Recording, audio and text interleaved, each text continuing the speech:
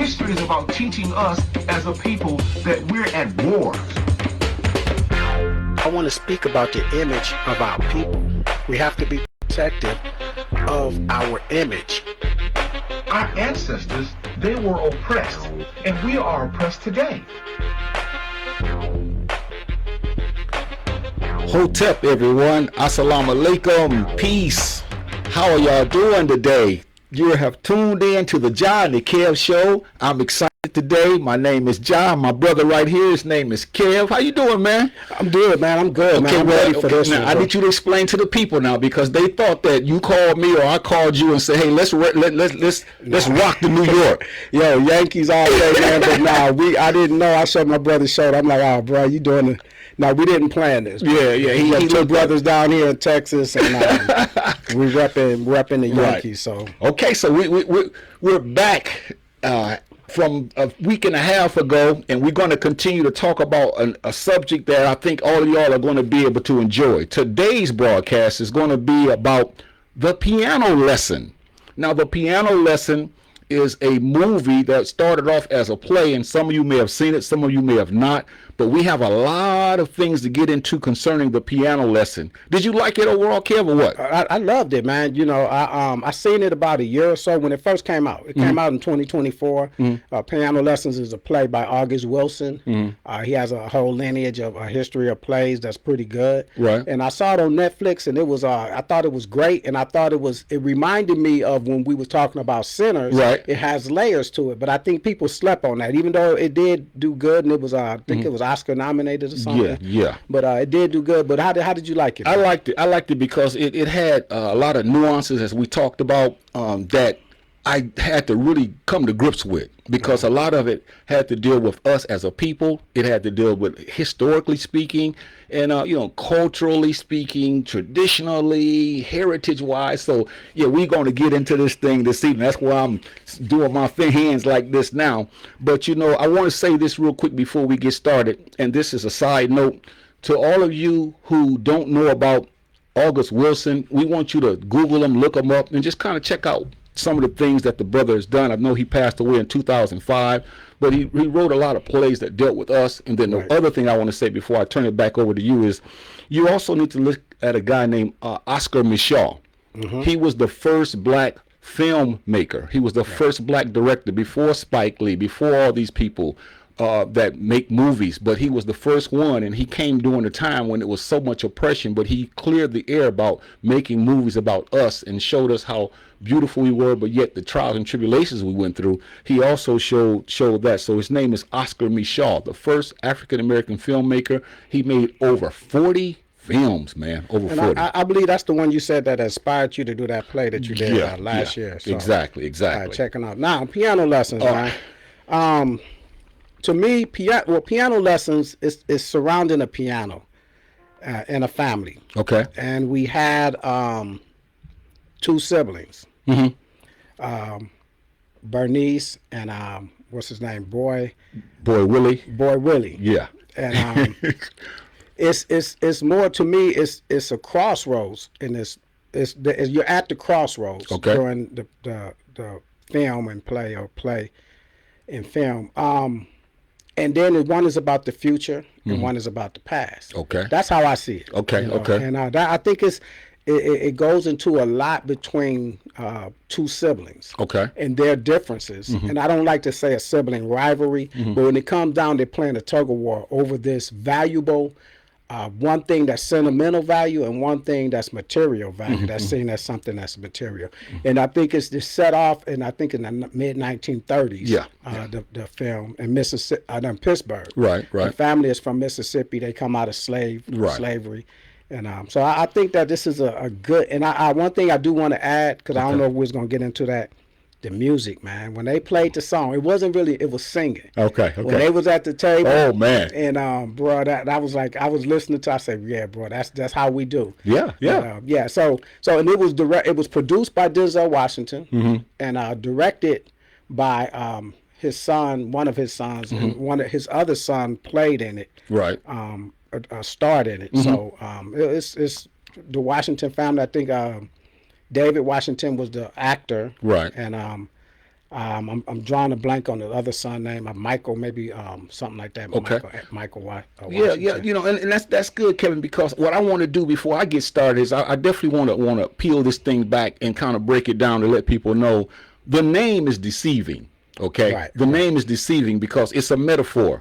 The name of the movie is called The Piano Lesson, but it's not about anybody taking lessons, playing a piano, you see. Right. So the piano basically represents something, and it also talks about what we learn about people's character when you have something of value. So that's the symbolism that it had, and so we really want to look at symbolically what that piano represented, because that's something that a lot of us, we need to really look within our hearts as we talk about this movie, because it's going to help us to understand that some things are valuable, but it's deeper than the value of what it stands for. The face value is more than the face value of what you could get to it. Now, his son that directed the movie is called Malcolm Washington. And this is his directorial debut. So, and I think he did an excellent job, especially taking a play and being able to present it as a film, because he went beyond the stage type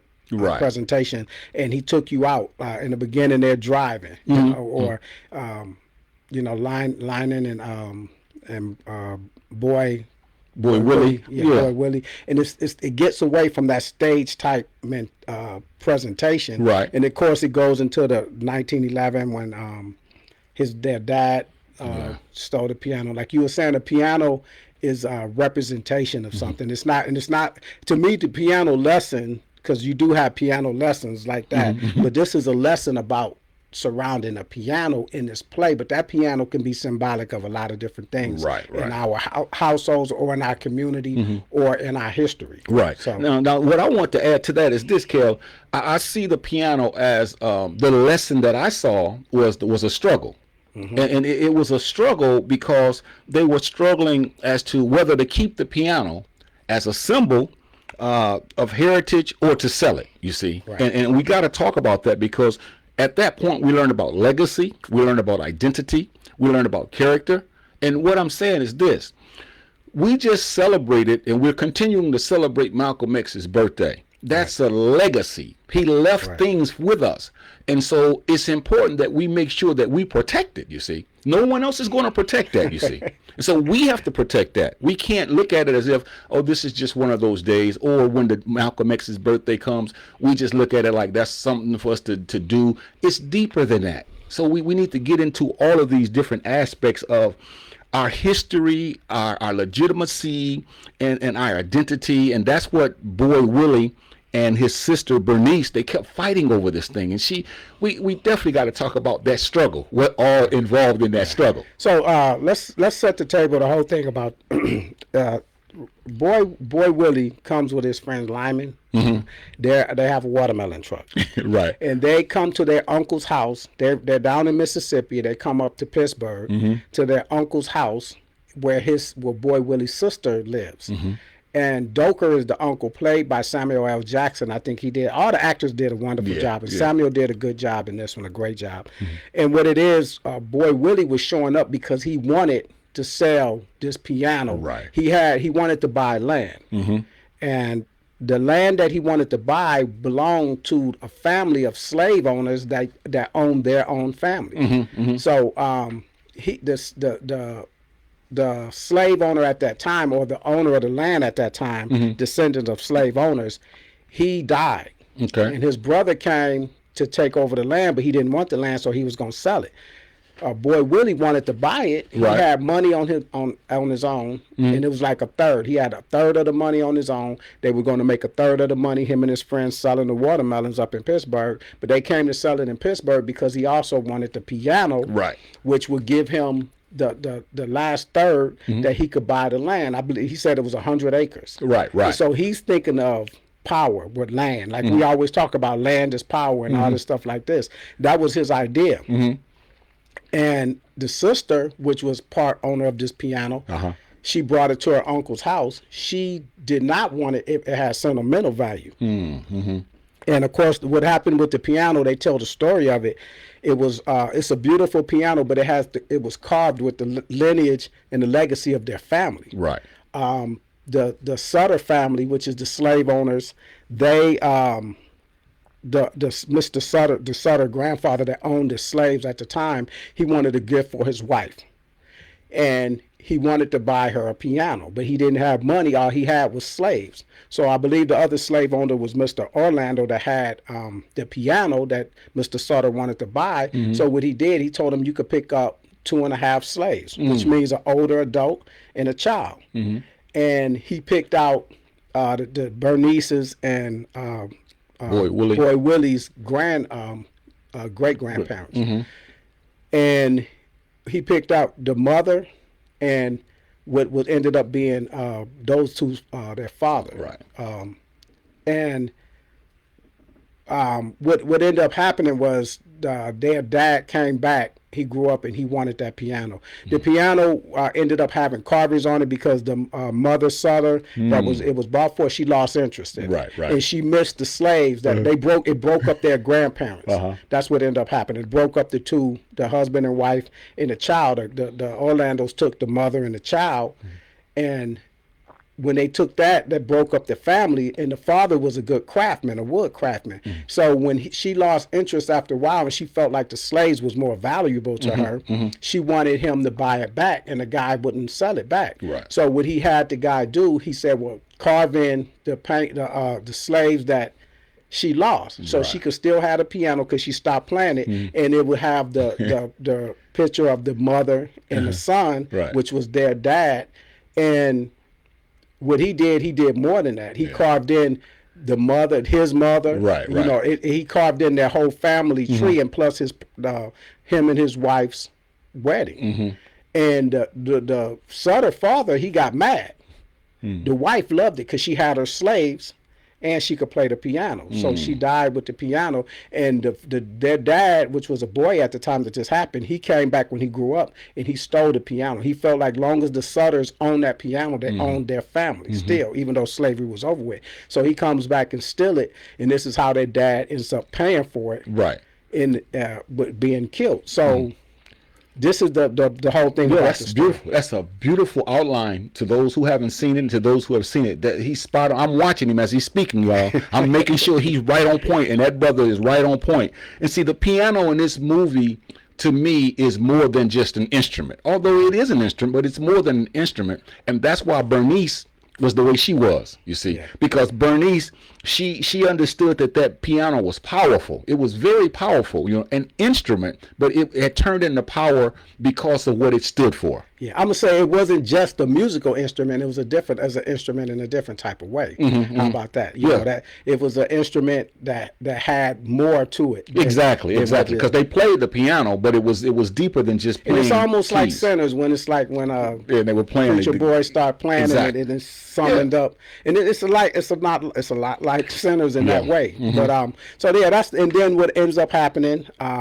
And this is what hit me. Boy Willie comes all the way up there, acting like he wanted to see his family, but he really just wanted the piano. And we have people in our families that do that. They come see you only when it's time. Yeah, they want something. When they want something, and that's what he did. Now the struggle and the tussle to me is who makes more sense. You know, and at first when I saw it, I said, well, you know what? He's thinking about the future, owning land, because their dad told him something when he was younger. He didn't talk to his daughter about this. He talked to Boy Willie about it. He said, you know, he had him grab. He said, do you know what this is? He picked up the Sawyer, and Boy Willie said, that's dirt. He said, no, this is land. He said, do you know the difference between land and dirt? And he's like, no. He said, dirt blows away with the wind. He said, land is forever. So this is what Boy Willie's mindset is. I need to own land. And it's a slap in the Sutter's face. They used to own our family. It's like you buying back a plantation or a farm or something, and he wanted to grow his own crop, and that would empower him. And that's family wealth. That's what he's looking at, family wealth in the future. She's looking at the sentimental value of it in a different way, which he can't see it. Right.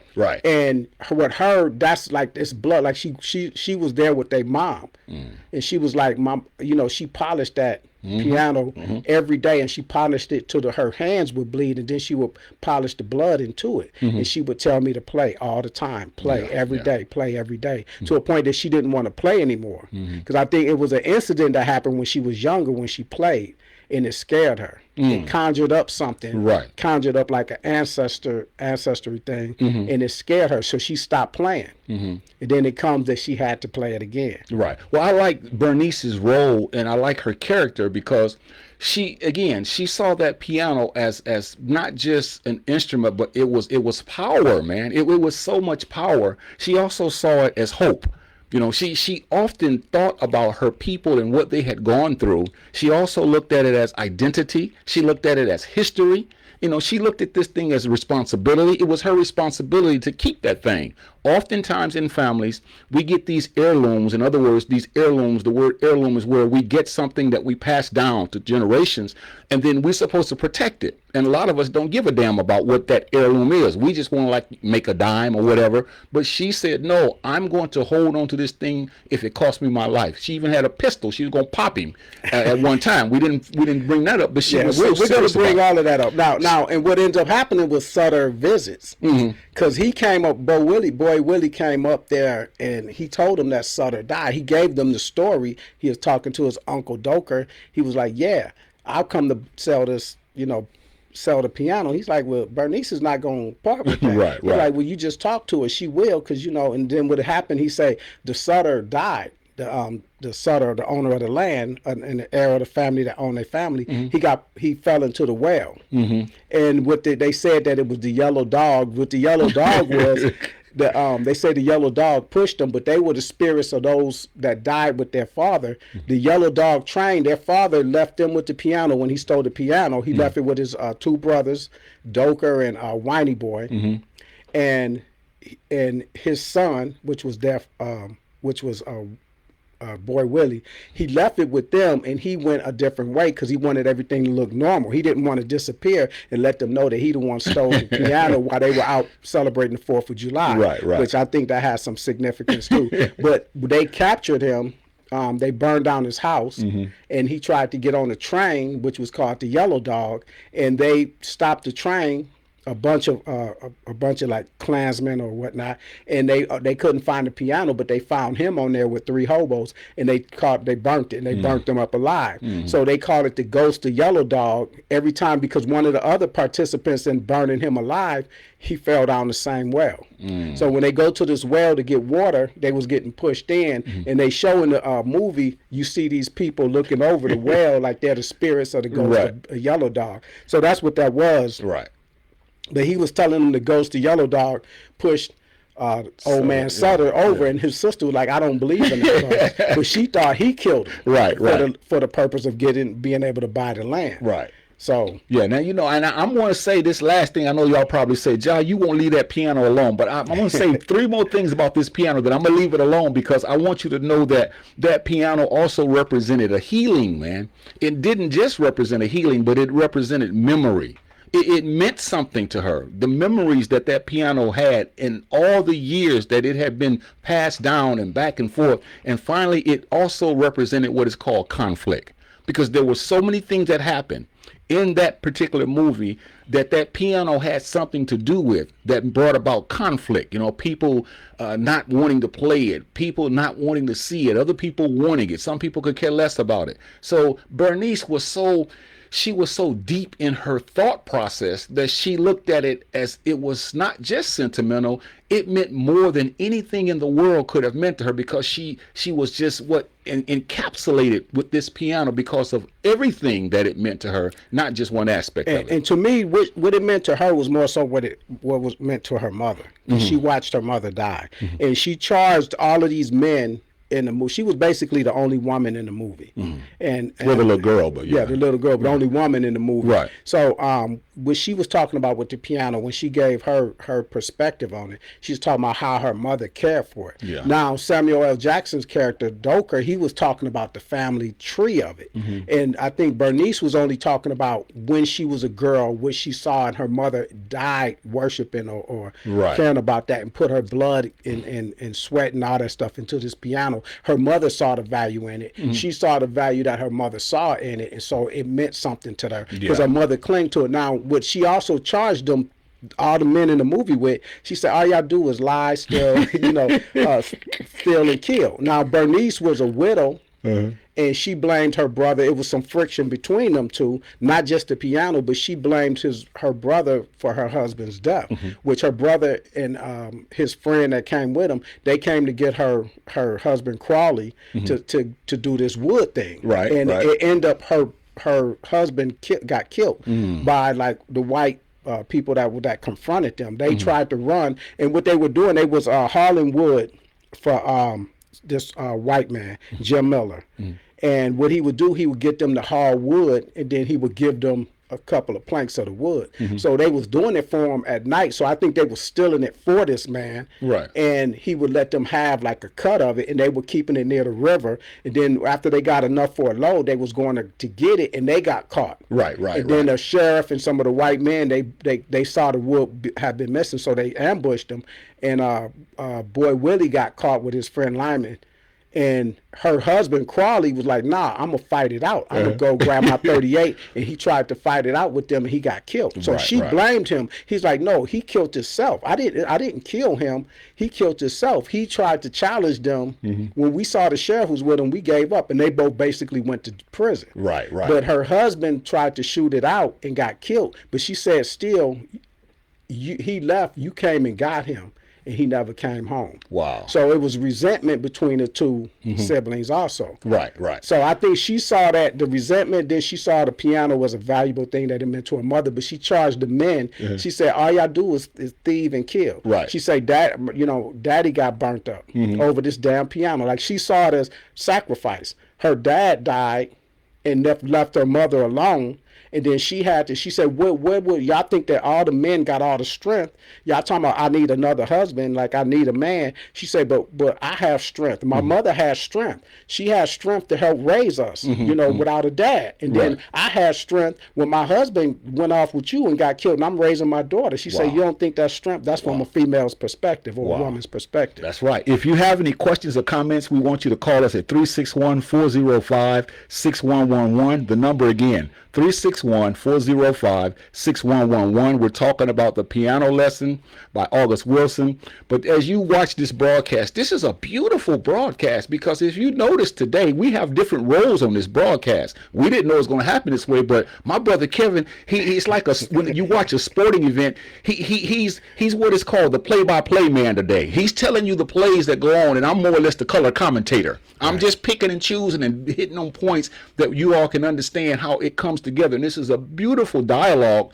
because as we look at this piano lesson, we find out that Bernice saw that piano as something sacred. Yeah. And I think in our lives, we also have to look at things, and that's why we try to make it applicable to us, even though it was a movie. There should be some things in our lives that are sacred, some things that we're not going to just kowtow and just sell out just because. And you said something about the piano representing different things, and I was thinking about different things that it could represent. Now, the reason that we having this discussion is because this is a discussion that we should be having with family. Like, this movie would prompt you to have these type of discussions. When I first saw it, initially I was on Boy Willie's side. Like, we gotta let things go and try to go for the future. The future is power. But then when I watched it, when we said we was gonna do the show, I watched it again. I had a different perspective. Okay. I was on her side more so, and I think in the end he ended up on her side because of what transpired.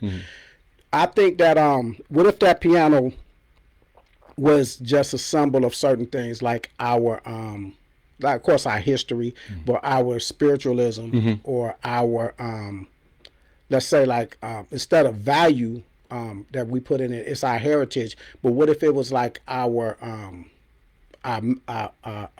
values within ourselves as a people? Like, a lot of times we sell our values out for progress in this country.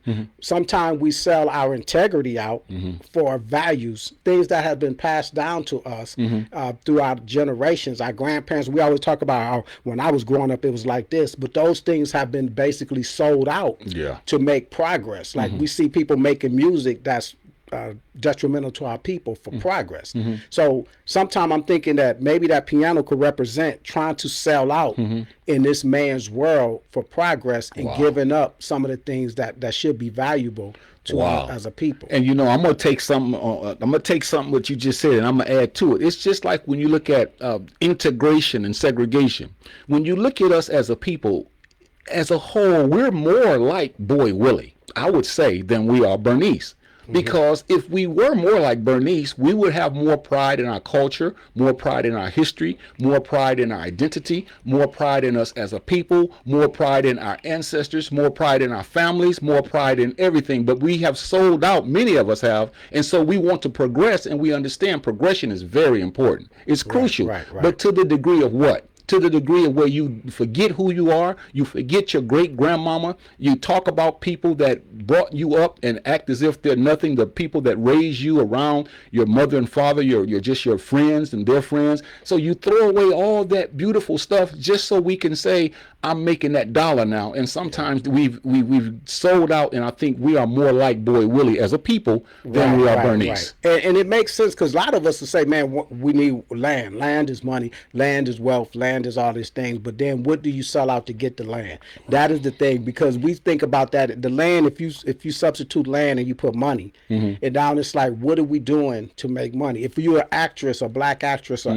sometimes our actresses, they got to have their hair a certain way, or they're getting plastic surgery. They're giving away their uniqueness of their look, so they're trying to lighten their skin, or they're doing whatever, and they're trying to appease the population, and they're selling out. And that's what we always say, somebody's selling out. Right. You're selling out with your music. Lionel Richie with the Commodores was a certain soulful feeling. Then he went out, he like broke away, and he started walking on the ceiling and stuff like that, and making crossover music. And a lot of times I say, if you watch this movie, think of that piano, the piano lesson, the lesson of the piano as anything. You could exchange that, any valuable thing to our people. Right. And we are willing to sell those things out to progress. Yeah, that's true, Kev. And that's how I see that. And I want to address this too, because when we look at family, you have siblings, I have siblings, but family conflict can reveal deep values. In other words, you and I could be brothers, biological brothers,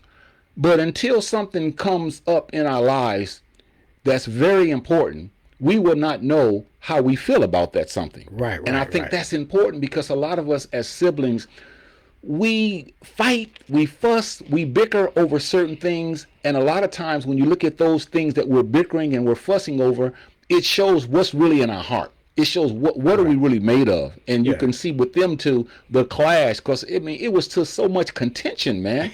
But as you would think, they would want to kill each other, but the bottom line was she loved him. They loved each other. I think the two most important things in the world to him was his sister and his niece. I think that when her uncle came, the other uncle, Whiny Boy, she was like, oh my God, you and my brother came. Y'all must have been conspired. But she loved her brother. He loved his sister, but the conflict was over this piece of equipment, this instrument. And I think it serves as an instrument in different ways. It's an instrument for conversation, for us to have. When you're watching this play, like I said, substitute that piano for anything of value that's passed down through our culture or our family. Exactly. Or it can be used to springboard to progress. Now, who's to say? He could have been right. It could have made the family. You could take something of value in a family, as long as you don't lose your core values, and it could have gave them generational wealth. And they could have kept core values and say, well, this is what came out of the work that our ancestors have done. I took something and I did something more with it. Now, you can hang on to it and you see where they were living. She didn't even have a house. She was living with her uncle. And she was holding on to a piano that probably could have gave her some money. And even her boyfriend on the show, Avery, that he was a pastor, preacher, man. He tried to get her to sell it so he could open a church. And that's another thing that's another way of trading valuable things within our culture and heritage to do something that's their heritage. You know, Yeah. Well, see, what I find out now, Kev, is, and this is good as far as the dialogue, but what I find out is even within family, you take a house. Let's say if you and I had 4 more brothers and sisters, and our mother and father left us a home, and she put it in all of our names or one of our names. For the most part, we're going to find out what we're made of, because if that house is in your name and you take all the money and run, when you know that that should not have been the way it went, we're going to split up as a family member. And today, some family members don't even speak to one another, because not just the house, but something of value that was left behind, someone squandered it, they didn't think about it, or they were so headstrong that they took all of what it was for themselves and left the other brothers or siblings out in the cold. At least they had dialogue. But I see that even in my own family, how we fall out over things because we don't sit down and know how to go back and forth, and at the end of the day, we do what's best for us as a people. Yeah, and on the flip side of that, sometimes we hold on to things for sentimental value, and it stops us from progressing. Depending, like, I think you could go either way with that. I think that goes, like, it could be a house, and you could say, well, man, this house, who's going to help take care of it? You know, y'all going to rent it. We're not, it's going to keep going down. Even if you rent it out, you got to maintain it for the renters. So who's going to pitch in to help do this? You know what? And then you got to weigh your family, who you're dealing with. Because some people are like, no, we should have kept it, but you wasn't doing anything to help keep it. You know, you're not pitching in any money, and you just want the money from the renters, or if we rent it out, and you say, well, all of us should split that, but all of us ain't putting in it. So that, I mean, it comes into, you can weigh that out with who you're dealing with in your family. And Bernice, I see what you said earlier about her, just what we're talking about now, but you know, she didn't let the past go. Now, her husband had already been, he was deceased. Here was a man that was on the up and up that wanted to marry her, but she had so much baggage. It kind of reminds us of Sinner when we talked about the young lady who had a rough life. She didn't want to move forward because all that hurt and pain was in her. Well, here was a perfect, or we call it golden, opportunity for her to move on down the road. Although she could have kept the piano. You talking about getting with Avery? Yeah, getting with Avery, but because she didn't understand how to let some things go. Because at times, at some point in time in our lives, some things we do have to let go. Yeah, she couldn't let go, like she was holding it against her brother that her husband got killed, and he went, but he was like, he acted on his own accord getting killed. Like, he knew what he was doing when he was coming, because she was denied. He didn't know y'all was still in the wood. He knew damn well what we was doing. He chose to come, and that's how she held him against him. She didn't want to let that go. No. So and then what happened to her mother? She didn't want to let that go. Then I think that she didn't really see the whole history. I don't think she saw that, but I think she saw something happen when she played the piano. Now, one thing I was thinking about when I watched it, what happens in the movie, for those that haven't seen it, the ghost of Sutter, the old man comes the same night that Bo Willie shows up, boy Willie, and she goes up and she has a sight of this ghost. After he tells her that the man, he died falling down the well, and he told the yellow dog, the ghost of yellow dog pushed him. And then she screams and she said, I seen him. She said he was saying your name. She was accusing her brother, which I thought maybe he might have, because when he was telling her, like, you know, don't nobody even know what happened, because he was bending over the well. How you know he was bending over at the well with his back turned, unless you was there? Yeah. But anyway, the ghost comes every time they tried to move the piano, something happened in the house. You know, the radio started going, they was hearing the house was like trembling. It's like a supernatural type thing. And I was thinking, what if that was the ancestors that didn't want them to sell the house? I mean, sell the piano, as opposed to the ghost of Sutter, because you have two different entities at work here. Right. They was thinking it was the ghost of Sutter. So they were saying that he came because maybe he came because he knew that Boy Willie wanted to sell the piano, and he came as in the afterlife as saying, I want my piano back, or this is what y'all stole from me. Right. Now, I want to say something about heritage and tradition. You know, we often talk about it on this broadcast, but heritage, tradition, legacy, it can't be bought or sold. It can't be bought or sold. And I think we need to talk about what we have gone through in this country as a people, that is so valuable and important to us that we should take it and learn from it so that we can better ourselves as a people. We can't always look at our past and think that our past is something that, well, it just happened, so let's just move on. See, we can't throw those memories away. We can't sell those memories. We can't write books to try to make money off of, like some people are doing now, off of this Afrocentrism and all of that. They write books because people like that and we get into it.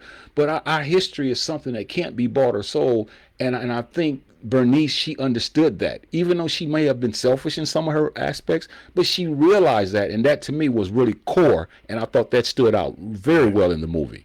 Yeah, I think we try to buy our culture. Like I know you always say, like Black History Month, we go out and we wear the dashikis. And the problem is we'll go buy dashikis from the flea market, from some Asian flea market, because it's cheaper. Right. And then we think we're doing something for our culture with putting on the costume. And to some people, it is just the costume. If it's not something that you actually feel and you're not really paying homage to our heritage, things like that, then it's a costume. Yeah, that's you're only doing it like they do Halloween. Like every once a year you put on a costume. Yeah. But some of us live that, and we give praise to that. Remind me, like you brought up Malcolm X earlier. When I was coming up, the X thing was a big, either having a medallion, the African medallion, or you had the hat with the X on it coming from Spike Lee movies, or Public Enemy, the way they dress. We would emulate that, but we didn't have that. Some of us had that in us. Right. We wanted to learn about Malcolm, and some were just doing it because it was a fashion. Exactly. And then they capitalized on it because we didn't care who we was buying it from. Exactly. We was not buying it from another brother or sister that's selling it. We'll go out and buy it from whoever is cheaper, and it could be somebody else, the other people selling it to us because they see that it's a fad for us. Exactly. And so then it becomes a costume. Yeah, it's these culture bandits is what they're called. They're culture bandits. Our legacy is priceless, man. Our legacy is priceless, and we must value it over everything. There's nothing that should even be compared to that.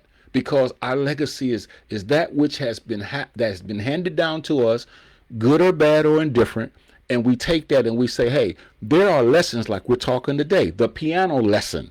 These are lessons that we're teaching. Malcolm X taught lessons. Shirley Chisholm taught lessons, Marcus Garvey, lessons, Amy Garvey, lessons, Bob Marley, lessons, Mary Turner, lessons. We can go on and on and on. All those lessons that we get from them, but see, instead of sitting down like we're doing now and dissecting it and saying, these are some lessons that we learned, we look at it like that was an event or a person that came and now we just move on. That's the past. And you know, that's how the young people may think of it if you try to talk to them about anything or any of these people or personalities that you named. They think of that as the past. And they value some of these artists that they see today that they think that's famous because the fame is what's important to younger people as opposed to our heritage and our legacy. When we got people that fought for our well-being and died for our well-being, those are real heroes. Yes, sir. Not this person that's just rapping for money and getting you to dance or whatever. That's what I'm saying. That's the selling out. The money becomes everything. Once you invest in that and you think money is everything, then you're going to sell anything for money. And it's a saying that says,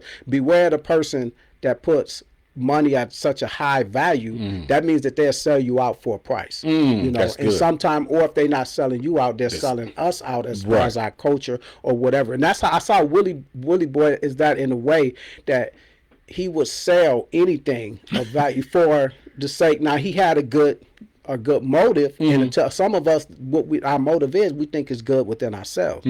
But you have to weigh that. That's the scales. To me, the piano is the weighing scales or the crossroads. You holding on to the past, or you're trying to make it to the future, or investing in the future. What is more important? Wow. What I learned too, Kev, was that the past still lives in the present. You say, well, what do you mean by that? The past still lives in the present. When you look at the piano lesson, all throughout the movie, they kept going back to the past and bringing it to the current state.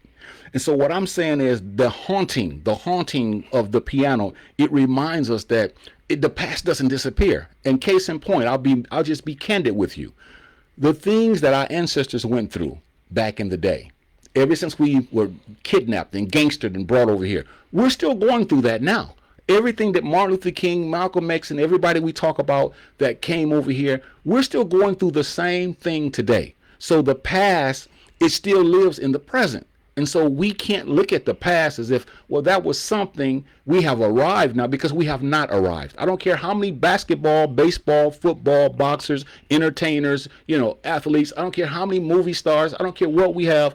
The past still lives in the present, because racism and exploitation is not going to leave us alone. And so we have to get that out of our minds. Yeah, if y'all want to call in, anyone want to call in, it's 361-405-6111. We'll be interested in hearing your perspective or points of view on this topic.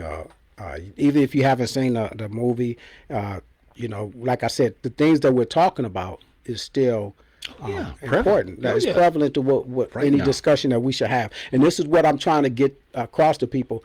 This could be a family movie. Yeah. You could sit down. It's nothing in there that you can't, that kids can't see, anything like that. And you could sit down and then you could discuss how you feel about the movie, the different aspects and things like that. They had the the ancestral power in it with the piano, that the piano incorporated. They had Avery, the pastor, that tried to bless the house because they felt like it was haunted by Sutter's ghost. And which in the movie it was, and but he tried, and his faith wasn't strong enough, But he was the boyfriend that was trying to get her. He kept proposing to her, and she wasn't ready to move on. She wasn't ready to give up her own past. She wasn't ready to relinquish her own past, And they felt like it was better for her to move on. But he tried to get her to sell the piano. For him opening up. Now he was a elevator worker, so he didn't have money. So he was going to get a loan. She was trying to help him get a loan when she had something valuable that he tried to get her to sell that he could have started his church with. And then it's like, okay, she didn't give up her what was deemed valuable heritage to help start a church. Yeah, See, I think another way to say that, Kev, and I'll put it this way: healing requires facing the past, not forgetting the past, but facing that thing. And this is why a lot of us carry emotional baggage and scars since we were little children. I finished with a play, and it has to deal with this whole thing about how we need to heal individually and as a people. We still have some things going on in our lives that we haven't dealt with when we were little children. What's the name of the play? The name of the play is called Broken Glass. And so we're dealing with some of the same things we're talking about now, because in order to heal, Brother Kevin, you've got to, and I have to, face the past. See, it's only when we face the past that healing begins. Because you can act like the past doesn't affect you. You can act like all the names they called you when you were a little boy, when you got cursed out by maybe adults, or when they called you all these names and you never did anything about it, or you were molested, or you were beaten, or you were done wrong by many people. You can act like, well, that was the past. But some of us, we carry that into our adult lives. So we must go back and begin to process, why do I act and feel the way I feel? Because I'm not healed yet. And that's in a microcosm, talking about individuals or us as a community now. But in a macrocosm, that's the story of our people here in this country. We went through trauma in this country. We went through bondage in this country.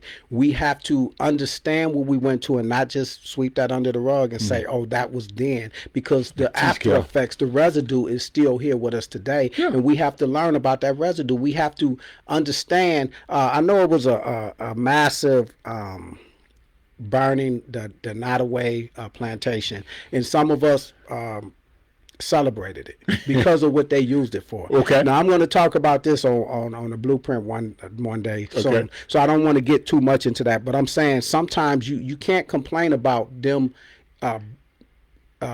burning books or getting rid of our past or not teaching our, taking books out of library and then turn around and want history to be burnt. To me, and whatever it's used for now, that's one thing, but that can change. That's the way that they're using it. Why don't we use that? Because 30 years from now, that could have been another Whitney plantation. Exactly. Because at the same time, like I said, I'm going to get into that on a different accord. But the Whitney plantation is one of the best things that's happened to me in recent history. Learning about our ancestors on the plantation.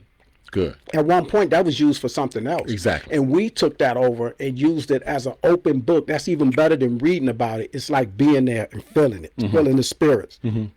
like the piano. The spirits is in you when you walk on that plantation. You see the same houses that they preserved that we were in, the same cages that they locked us in, Yes, sir. the same fields that we had to Yes, sir. work every day, and they show, and you could see how it function as like a factory. And so that makes you feel a certain way. Right, the right. monument. So when something like that burns, you walking into the plantation house, you walking into their house, the owners, and you walking into our cottages that we stayed in, and it shows the dichotomy between it. And so to me, you preserve things like that regardless of what it's used for now, that the people, because they may not own it forever. Exactly. Maybe we can buy that or do whatever, or we can see how it was and represent it someplace else and say this is the plantation that this was and that was. Yeah. I want to bring up something too about Bernice, and we've talked about this ad nauseum on this broadcast and other places, but I got to put this in here now because it's one thing I love what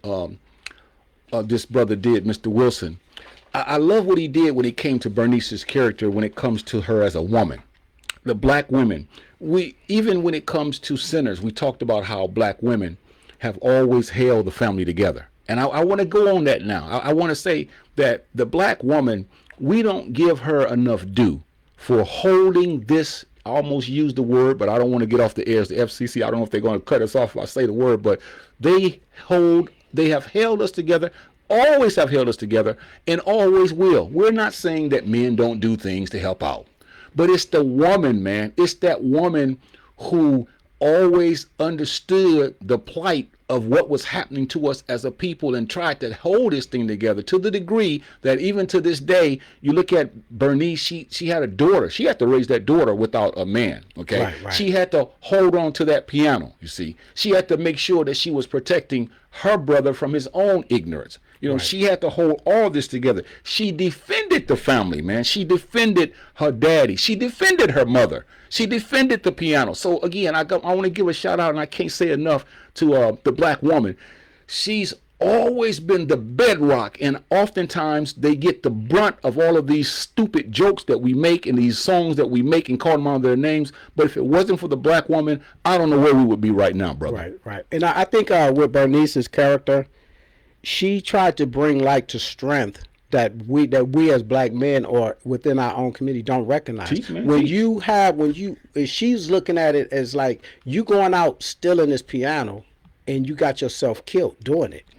So you sacrifice, he saw it, Willie Boy saw it, my dad sacrificed his life for us to have this, and I'm going to sell it. She thought, well, my dad sacrificed this, but he got himself killed. And then my mom had to, because she was the one, she said, I was the one that watched her every day. Her pain of losing him, you know, because of this piano, and she had to sit there and see it from a different aspect. Sometimes that woman is left, when that man is hanging from that tree, there's a wife left that's left with those kids, and that is power within itself, raising kids, and also sweeping up the fragments of emotions that's scattered when somebody dies or somebody gets lynched or someone gets burnt alive or they're in prison or whatever it is. Whatever you do and as men, and then sometimes we're going out and we're doing things to each other and getting put in prison, or if we're even fighting a struggle, what Coretta Scott King or what Betty Shabazz was going through when Malcolm was out, you know, doing his thing and Martin was out doing his things, or they got killed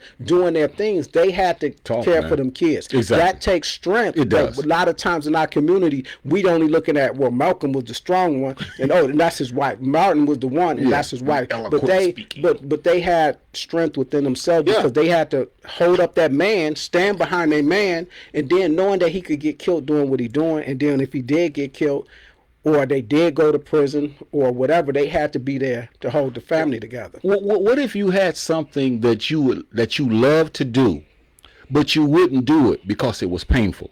That's a woman right there. She could play the piano, Bernice, but she refused to play it because every time she sat down to play it, it evoked so much pain, man. That's a woman right there, man. And like I said, I think it scared her because it summoned something in her, and she got scared because she was a child when that happened, and she didn't play it. Her mother died, and she didn't play it because her mother was wanting her to play it, and she played it for her mother. But something happened when she's played it, like in depth, and then it's like it conjured up some kind of power. And that's a painful thing. That's a painful thing. You talk to your mother, I talk to my mother who's deceased, or a woman.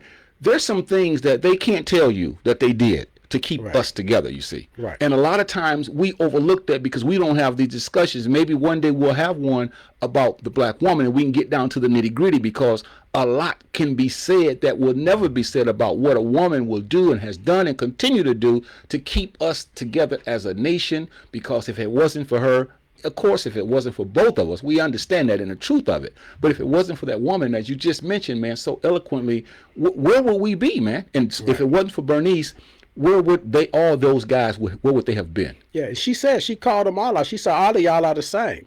All y'all think the same. Y'all just thieving and robbing, because both Doker and Willie, Whiny Boy, they was with her dad when he went out and got himself killed. Like, y'all was part of this. And she said, you want to do this, you want to do, she said, but all of y'all are the same. You got my husband killed because you out here stealing, you know, doing wood. Then my father got killed out here stealing a piano. It's like, y'all are doing all this and y'all leaving a woman behind to pick up the pieces. And she said, y'all act like I'm not strong. Y'all keep telling me I need a man. She said, what I need a man for? Like, it's not, now don't get into that, the women saying I don't Right. But she said, y'all saying it as if I'm weak. Right. Like, by myself, I'm weak. And I've been by myself and I'm very strong in what I'm doing. Yes, sir. And that's what I'm saying when she said, y'all act like I need it as if I'm weak. Yeah, I may need a man and a man to need me too. And that's what I'm getting at with that. She's saying, just like, why it's not that you need a woman as opposed to I need a man to take care of me. Right. You know, like that. Good understanding. You know, and one of the things I want to say too is African American history deserves respect and recognition. When you talk about Whining Boy and you talk about Doker, they were older men, but they respected they respected their history, and that's what I liked about Samuel Jackson and the other brother that played Whining Boy. They respected their history, but a lot of times, Kev, now we're making fun, we're telling jokes. We're belittling our history, and we're paying people to call themselves comics. And I mean, I'm not against a comedian, because comedy is fine in its place. But when you talk about your history and make fun of it like that, sometimes I hear people on stage talking about how our ancestors picked cotton, and they make fun out of it. And the people in the audience are laughing. They're busting the gut. They're holding their stomach. It makes me want to throw. It makes me sick. It makes me sick to my stomach, because our history, you know, when other people talk about us, we want to go to war with them. You know what? That's racism. You shouldn't do it. But we let others that look like us stand up in a room full of people that we pay to tell us stupid things about us as a people in our history, and we applaud them and clap them and say that we like them. And I got a problem with that, Kel. I remember seeing a post, and they was asking a question on this black group, and they was saying, if they offered you something like $40 an hour to pick cotton, would you do it? And my question is, why not? Because you do the other things. You thinking, what you think the slaves just did that? You know, they built the houses. So if somebody offered you $40 an hour to be a carpenter, or to be you talking about the work of our slaves, like it has some kind of, oh man, that stigma to it. Like, I wouldn't do that. Right. It's like, well, we did everything. We didn't just pick cotton. You know, that's a stigma that they put on. But we did everything. We had to farm the land. So if they paid you $40 an hour to farm the land, you're gonna say no because our ancestors do it. But you're not thinking our ancestors did do that. Right. Our ancestors did paint the houses. Our ancestors did cook. Right. So that's just like saying, would you if they paid you $40 an hour to cook meals for at a restaurant for other people, would you do it? Yeah, hell yeah, you would do it. And it's like, get out of that stigma of thinking that we only did one thing. We did everything. Exactly. They didn't say, well, y'all picked the cotton. It wasn't no family affair. Y'all picked the cotton, we're gonna build a shed. Y'all picked the cotton, we're gonna take care of the livestock. No, we did all of that. Yeah. So whatever it is, job you think it is that we didn't do, we did. The work that needed to be done, that we did it. Right. So don't get out of that stigma of saying, you know, oh, if you had to do this, would you do it? And it's demeaning to you to do it. It's beneath you to do it. Well, I like how Doker, and when you think about Doker, they were older gentlemen, but they told the story. Whenever he and Whiny Boy talked, they had you on the edge of your seat. At least I was when I was watching it, because the way they told our story, our history, they put so much into it, especially when Doker was telling Boy Willie, he was telling him about the past. You know, Boy Willie didn't know all of that. But the way he laid that thing out, all he could do was look at it. And Boy Willie didn't care about all that, because remember when he wanted to tell Lyman about the piano, and when he told him, Lyman said, I see that why she don't want to sell it. Right. Boy Willie was like, man, like, don't nobody want to hear that. And he's like, I'm talking to him. Yeah, he did. And then boy Willie, when he was talking, he was like, yeah. like, because he didn't want that value. He don't want to hear all of that. He didn't want to hear about all that stuff. He's looking at the value of it now. And that's a lack of respect. It's a lack of respect and recognition. And now a lot of times I hear some of these people say nowadays when we talk about the past, oh, I don't want to hear about that. Every other month we're talking about that. But yet you don't understand, man, that's crucial. That's important. That helped make us who we are today. Everything we went through, you can't talk about forgetting the past, because at one time you were a little boy, you couldn't even walk, you couldn't talk, but that was the past though. Right. But you're still the same person. So it goes back to people who don't understand when it comes to the past and how we should recognize this and how we should respect it. No, I'm laughing because these same people they talking about, they don't want to hear about it. They're gonna always say, man, back when I was high school, I was that's the past. You want to talk about when you was a younger dude and all the stuff you used to be all good at and stuff, and that's the past. But you don't want to hear about our past. I like to thank Maria Osaze for showing up. She said, Hotep Brothers, Coretta, I appreciate you showing up. Coretta Colbrand, she said, good evening. Sakina, she said, assalamu alaikum, walaikum assalam, sister, rahmatu Allah barakatuh. Sharon Simpson Anderson said, Hotep. Latricia Bean, Tony Bean, she said, hey Kevin, appreciate you showing up. And I know she has some comments. She said, finally get to catch y'all. She also said, she said, yes, we fall out over things thinking on a positive level, and some don't. I guess she's talking about family members falling out over things. And she said families fall out is normal, but when one or two or three, many is not accountable for their actions, where do you go from there? You want to answer that question? She says families fall out, it's normal, and that's true. But when one, two, or three, many is not accountable for their actions, where do you go from there? You take the situation where it is and you do what you can do to better it. And if it doesn't work out to your advantage, you can't do anything about it. You can do what you can do, because I'm not responsible. If you and I are two brothers and we fall out over something and you're the one who's falling out over it, you're still my brother. You're still my brother. Right. So I'm going to do everything I can to let you know. Like some people in my family now, and I'm not going to get into names, they owe me, all right? They owe me. And some of my other family members say, you still talk to them and they owe you money? Well, I'm not going to let money stop me from loving my family. You see, you are more valuable than money. Right. But so we got to look at the situation and say, we do the best that we can, because we're not responsible for what one, two, or three do. You keep going so that you don't lose your mind, because it's insane out there. How valuable is the relationship? That would be my question. You may not deal with them in the same aspect, like a family owe you money and they keep wondering, then I'm going to stop lending the money. That's how I'm going to do. But they're still going to be. It's still your family, though. And see, I'm not going to stop lending you money and have an attitude and be like this. I'm going to be like, well, you know what, brother, this is where we at. You tell me where you at. Right. With me. You're going to dictate that. So I think that's a great question, Tony. I think it depends on what it is that they're not taking responsibility for. Some don't take responsibility for their actions, and they do things and they say things that's hurtful. They may attack you. Then to me, you keep those people at a distance, and you can love them from afar. Right. It's like everybody's not on fertile ground. Or stable ground. Some of them are in marsh. Some of them are in swamp. And you can't try to build something on the swamp. Exactly. If they're not coming at you with a solid, in a solid way, then you can't build on that. You got to just leave it what it is. Yeah, exactly. You're still there. You're still the land that you're on, but you just marshy land. You just swampy land, and I need firm land to build on. Just like Bernice and Boy Willie, all throughout the movie, they were at each other's throat, man. I mean, it was constant conflict. But it wouldn't have been like that if it wasn't for the piano. Right, but even if it would have been because of Crawley, because of her husband. She was holding that. She was holding that, yeah. But even at that, they still were family, and they did what you just said as far as because she wanted him out at first. She kept telling him to get out, get out. But he stayed in. She said, as soon as you sell these watermelons, you got to go. But he sold the watermelons, and he was there afterwards because he had a mission. He had an agenda. He was trying to get the piano. But the point that I'm trying to make is, in this life, man, there's so many things going on within each person, each individual. You're not responsible for me. I'm not responsible for you. I can try to encourage you and help you. But at the same time, I got to make sure I save my sanity and my peace, because I'm not going to let no one crack me up over something that I can't control. I have no control over. Right. So if y'all get a chance, check out this movie. I mean, I'm gonna get into, if y'all don't want to. I mean, I could spoiler alert it and tell y'all what ended up happening. But what ended up, I think, Boy Willie came to terms that his sister was right, because old man Sutter, the ghost that he was denying that she saw, because when she first saw the ghost, he went upstairs and he was like, "Let me check. He said, ain't nobody up there. Woman, you losing your mind." Yeah. And he was mocking her, and he told his uncle, she talking about she seen Sutter's ghost. Now Doker, he had confessed. He said, "I seen him too." You know, before you came. So she was saying that Sutter came because of her brother, but he actually was seen at the house before that. So soon as he died, he started showing up to where that piano was at. Yeah. So that was the thing about the movie.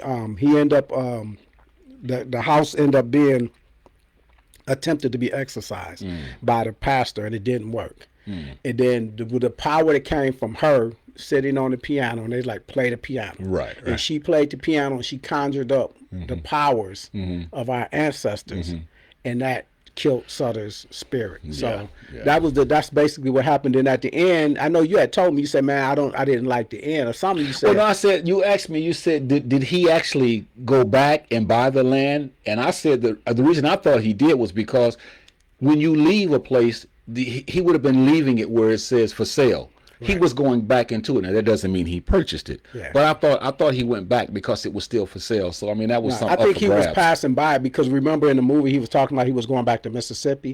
His friend was telling him to stay up north because they treat you better up north, and he was like, "That's the only thing I know is farming the land." That's why. Yeah. And I think he was coming back, but I think he came to grip. That's what he was like, "Nah, the piano gonna stay." Yeah, because he almost got killed over it too. And he was like, "You got power. It's power." I think he ended up seeing the power in the ancestry, that it is something more valuable than just that telling of history. Exactly. It is something that you can't that end up protecting him, because he didn't believe any of that stuff. Right. And then it came to fruition that this is real. She has some type of power with that piano, and this is our ancestors, really our ancestors, not just a mural of them or something like that. And I think when he was driving back, he saw the land, and it was like, that's what I would have.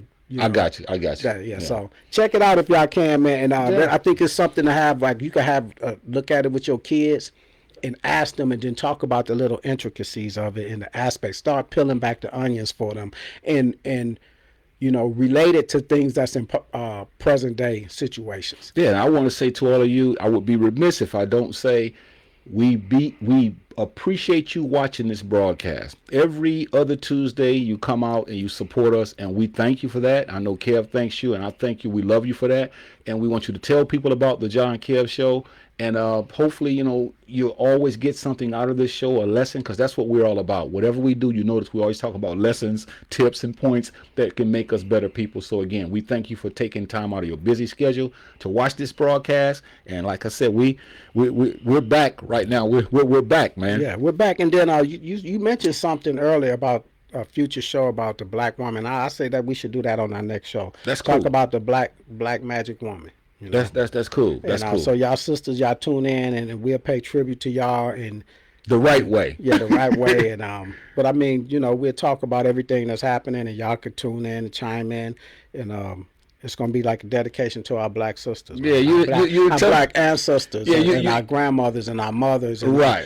See, we always tease people today and say, man, they don't make mothers like they used to. But I mean, they never made mothers like they used to, because all our problems kept changing. And in the way we do make mothers, but sometimes we don't. But it's always been that dynamics in our culture. Right. They don't make men like they used to. Yeah, well, that's both sides of that quarter, because they make good men today and they make bad men now, and they had bad men in the past. So yeah, we'll talk about our black magic women. I appreciate everyone showed up. Did you have anything else? No, I was gonna say we just did a panel discussion on Brother Malcolm X this past week. Brother Kevin was a panelist and I was the moderator, but we're back in the lab now. We're back in the lab where we belong. So we'd like to thank you all once again, and we'll see y'all a weekend. Not next Tuesday, but the following the first Tuesday and the third Tuesday of every month at 6:30 Central Standard Time. All right, we out of here.